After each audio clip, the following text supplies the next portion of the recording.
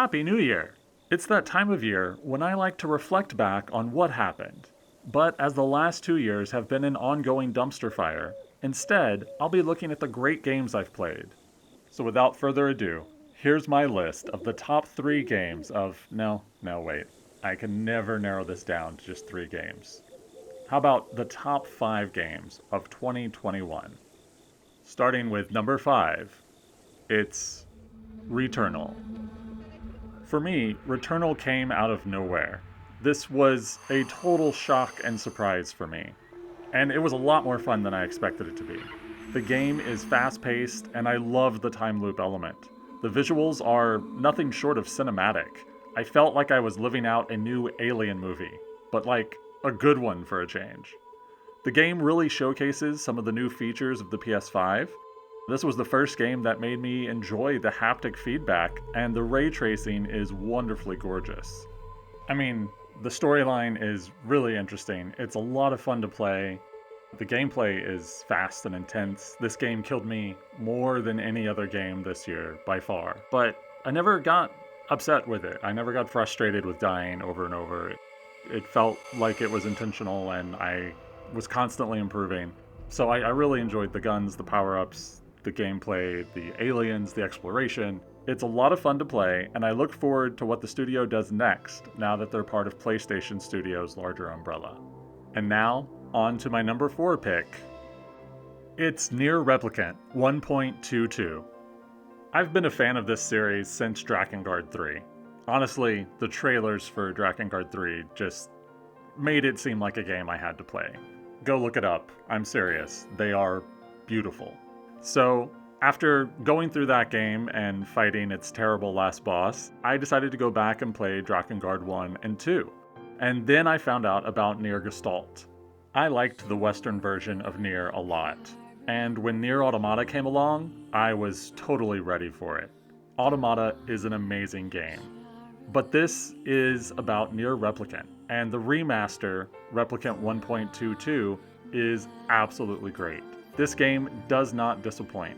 The music alone is worth a spot on this list, but the story is one that just sticks with you long after you've stopped playing it. The gameplay is fun, although it can be a little repetitive in some places, but that's forgivable just for the experience of playing this game. If you liked Nier Automata or any of the Drakengard series, I cannot recommend Nier Replicant 1.22 enough. And that brings me to my number 3 choice. Hitman 3. Hitman 3 is filled with all the beautiful locations that I've wanted to see in these past 2 years at home.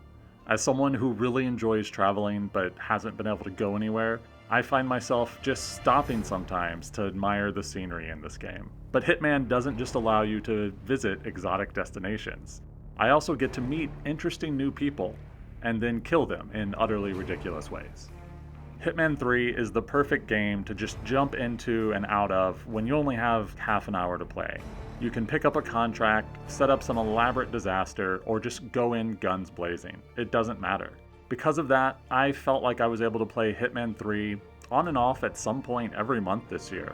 It also didn't hurt that the developers released tons of seasonal content throughout the year to help keep things fresh. IO Interactive made a fun game that can be utterly ridiculous at times, or a total spy novel at other times, and I completely love them for that.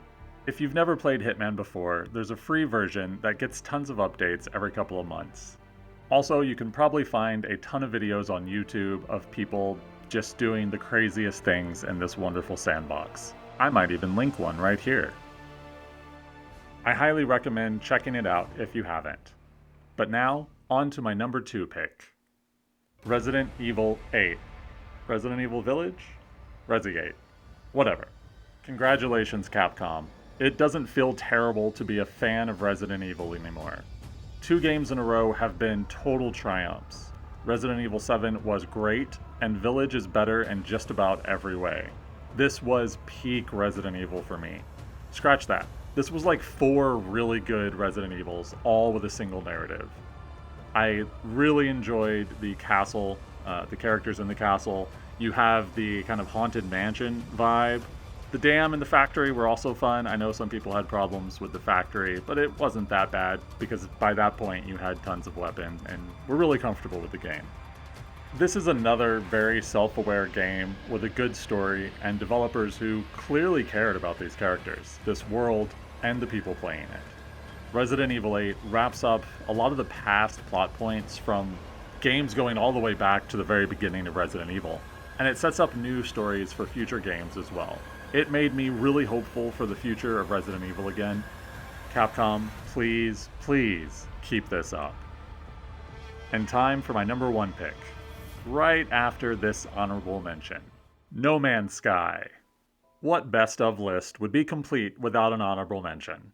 And I know this game didn't come out in 2021, but the fact that Hello Games continues to push major updates for No Man's Sky 5 years after its initial release keeps making it a game that I want to go back to after nearly 400 hours of playing it.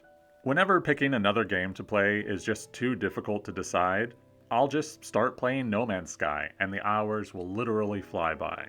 Kind of like Hitman 3, No Man's Sky allows me to simulate traveling, only I get to explore an entire galaxy.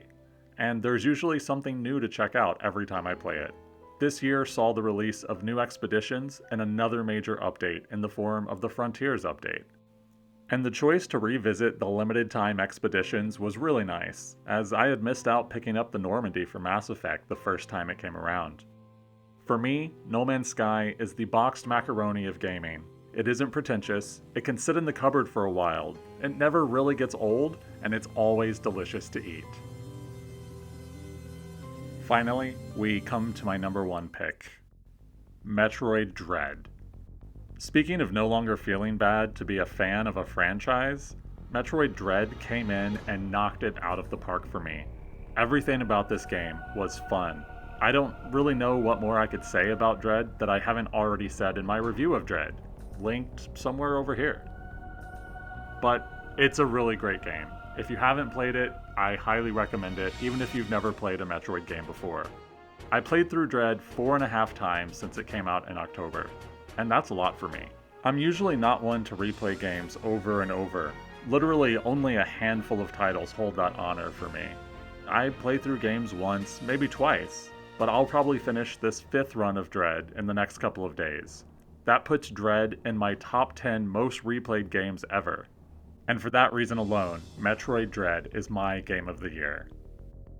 But I'm really interested to hear what you think. In all seriousness, 2021 was a great year for gaming. We saw tons of other great titles come out that I haven't even mentioned on this list. So what do you think of my picks, and what was your game of the year? Let me know in the comments. I would be really interested in hearing what others think as well. So there you have it. 2021 wrapped up in a neat little bow, just in time to start 2022. Thanks a lot for watching.